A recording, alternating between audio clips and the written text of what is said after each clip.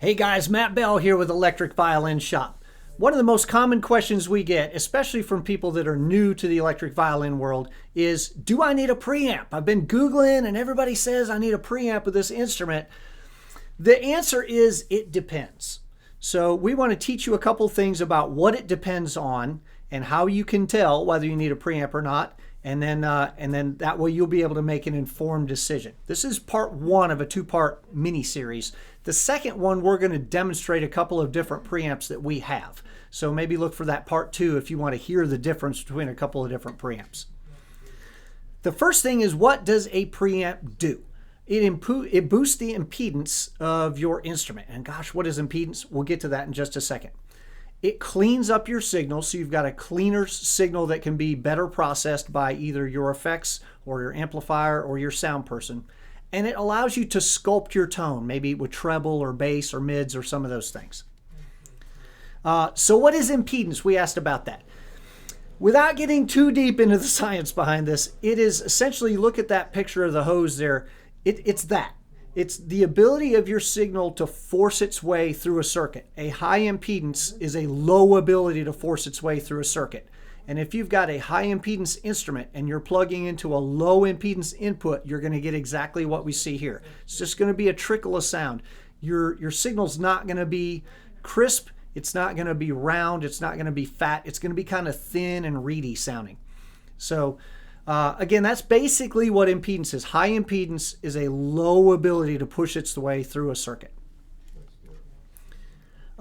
Guitars, which they make most of the gear that electric violinists use, are made for electric guitars. An electric guitar is going to be in that 6 to 10 kilo ohm range of impedance. It's considered high impedance, but it's much, much lower than what we see in a passive electric violin, 500 to 5 million ohms. Now, active electric violins are closer to the electric guitar range. And gosh, it's like a science class. What passive and active violins, what does that mean? So an active violin has a preamp on board already to lower the impedance of the instrument, but it has to be powered by a battery. So the upside is you've got a low impedance or relatively low impedance instrument. The downside is when a battery dies, you're done playing. If you've got a passive instrument, it doesn't have a preamp on board, no battery, which means the instrument's always going to work, but you're going to have a very high impedance signal and you might need an external preamp. So which one's better? Well, they're not one better than the other. They're just different. So you're going to have to decide which one is better for your situation. You can see a list here of which instruments are passive and active. So with impedance, the very first thing you plug into is what matters. If you are wireless, then putting a preamp in your chain can be useful for other reasons, but it does not help you with impedance. So if you're using a wireless, you need to look at that wireless and make sure that it has a very high impedance handling capability. You want to look for something with at least 1 mega ohm, and that's fairly common. But when you see that some passive violins have impedances of up to 5 mega ohms, it means that you're going to be losing a little bit of your tone. Is it worth it to be wireless? That's a decision only you can make. But the very first thing you plug into is what matters, whether it's a wireless, a preamp, your pedals, your amp, your DI. The thing is, the test, if it sounds good, it is good. You're not going to hurt anything. You're not going to damage your instrument. You're not going to damage any equipment. So sometimes we tell people if they're not sure if they need a preamp or not, well, take the violin and plug it in. If you're happy with the sound of that instrument, well, then it's good. If you have an issue with maybe signal to noise, if you've got sort of when you turn your violin up loud enough to hear it, you get that hiss sound that comes with it. You know, when you plug something into your stereo at home and maybe you don't have it turned on and you turn up the volume and you hear that gets louder, that every circuit has a little bit of noise in it.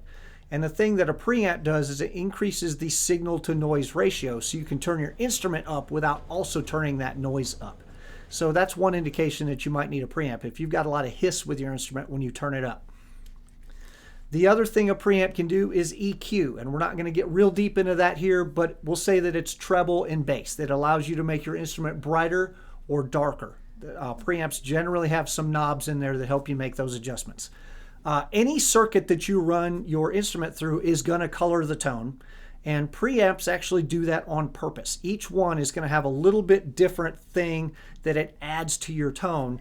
And when you listen in part 2 of this series, you'll hear a couple of different preamps, and you hear the way they each color the tone differently.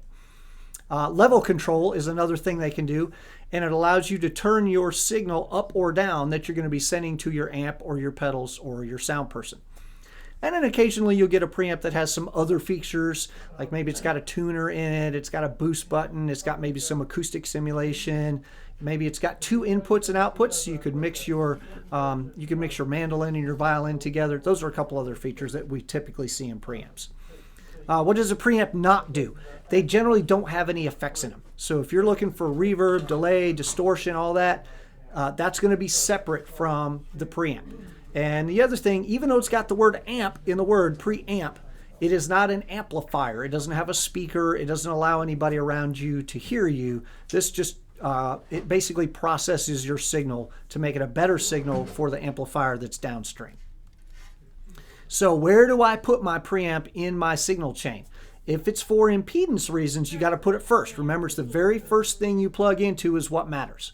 If it's for EQ, level control, whatever, you can put it anywhere you want. And I would say just sort of experiment with the order of the pedals in your pedal chain, and then you're going to have the best output for you. And again, remember, if it sounds good, it is good. That's the ultimate test for you.